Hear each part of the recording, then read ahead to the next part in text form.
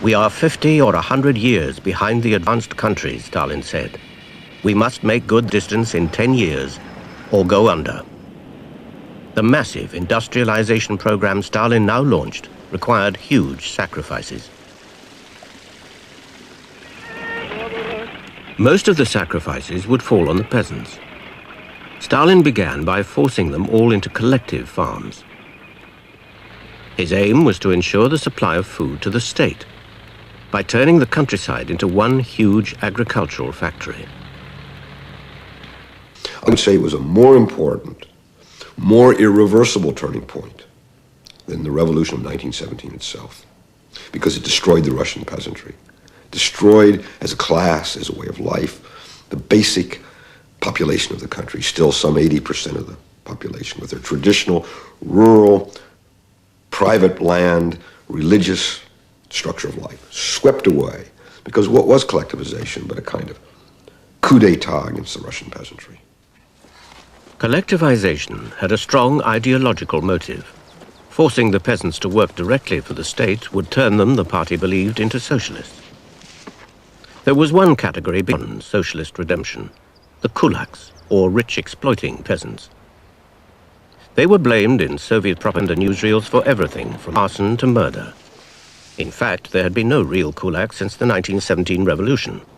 The state simply branded anyone as a kulak who was better off or who resisted collectivization. On the 27th of December 1929, Stalin announced that the kulaks would be eliminated as a class.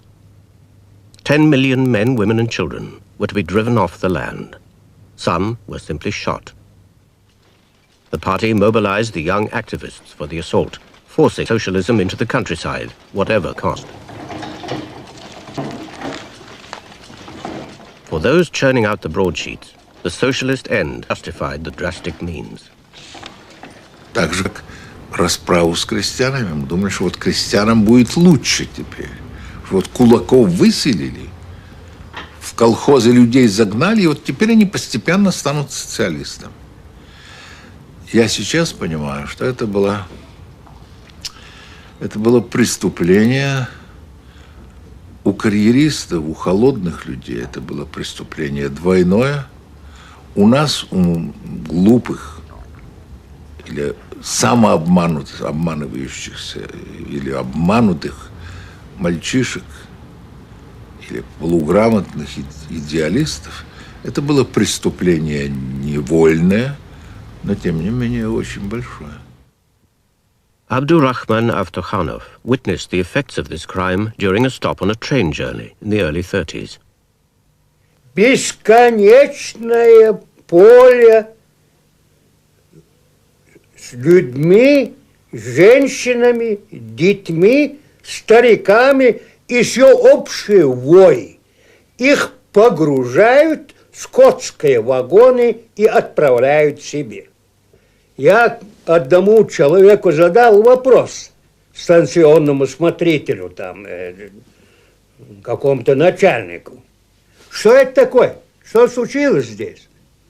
А ты что, с Луны свалился или из Персии прибыл сюда? Коллективизация и ликвидация кулачества как класс. But by eliminating the kulaks, the state was getting rid of its most successful farmers. The food supply crisis became acute. Forced into collective farms, many peasants first slaughtered their animals. There were severe grain shortages.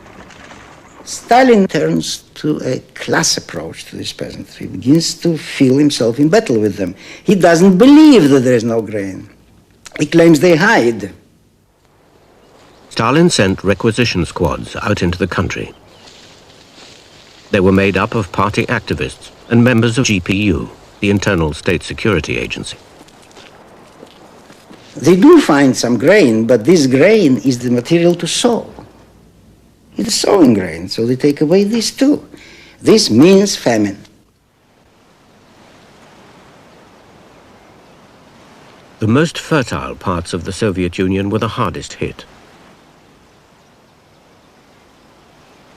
The famine began in 1932, spreading across the Ukraine, the Kuban, and the areas of the Don and Volga rivers.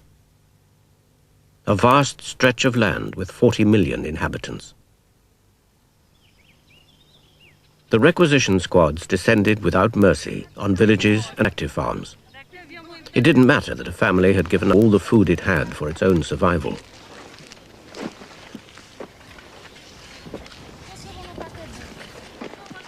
Ця комісія ходила у кожну хату, з хати в хату і все забирала до зернинки, до квасолинки. І так же поступила і з нашою сім'єю. І все зачистили до останньої зернини, і ми залишили нашу сім'ю на явну голодну смерть. Alida Maslow and her 5-year-old brother were sent to an orphanage like this one. He died there of hunger. Meanwhile, her mother and older brother lay sick from famine at home. Every village had its cart to haul away the dead. Elisa arrived home one day to find her older brother dead as well, and the cart outside. Заходить у хату, стягнув цього старшого брата з печі, витягнув на віз, положив, а тоді заразом і живу маму. Я стала плакати, він говорить, а ти йди у Майдан, там тобі дадуть похльобухи, а вона все одно помре. Я за нею другий раз їхати не буду. І так я пішла, плачучи на цей колгосп, цей Майдан, і залишилася круглою сиротою, без нікого. News of the famine and the mounting death toll reached Stalin from a number of different sources, including the GPU. But Stalin paid no heed. He just kept piling on the pressure. By now, it functions in a way where information that has to reach Stalin is the one that he wants to have. And he has the means to get just that. It's true, 1932-33, there's much more than that still. A year or so later, nothing will reach him that he doesn't want at all. But the power is already concentrated to such extent that he has the means to say reality is what I say it is. Reality for the peasants pushed some over the edge. Іван був спеціаліст, столяр був хороший, сапожник, портний був, на всі руки майстер, хороший чоловік був. Ну, голод, чоловік голодний. Він дійшов до такого, як кажуть, ну, до безсознання. А їсти хоче, так він зарізав свою дитину і став їсти м'ясо. Дитини своєї. Ну, жінка перелякалась, побігла в сільраду. Заявила, що чоловік здурів, зарізав дитину. Того забрали і невідомо, де його діли. Де він дівся, ніхто не знає. No authentic newsreel film has yet come to light of the famine the state wanted kept secret. There was no hope of aid from abroad.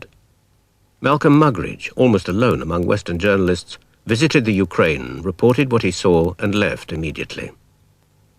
Other reporters were too worried about being thrown out of the country to cover the famine. Many Westerners, like George Bernard Shaw, visited in the early 30s and saw no hunger. Shaw was mightily impressed. The Soviet Union was, he felt, a great social experiment. By 1930, millions were dead. There is now no doubt that the famine was man-made by Stalin.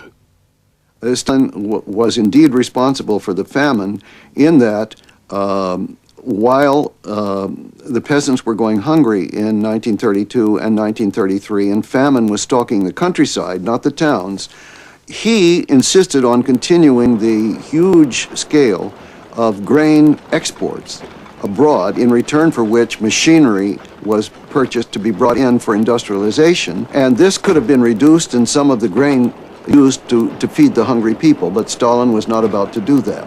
Stalin was, I think, angered beyond measure and frustrated by the refusal of the peasants, even under conditions of terror, to respond to the collectivization campaign. And this was his vengeance against them. The price of Stalin's vengeance was between 5 and 7 million dead from the famine. In this one small Ukrainian village, over 360 men, women and children died. Still remembered, still mourned.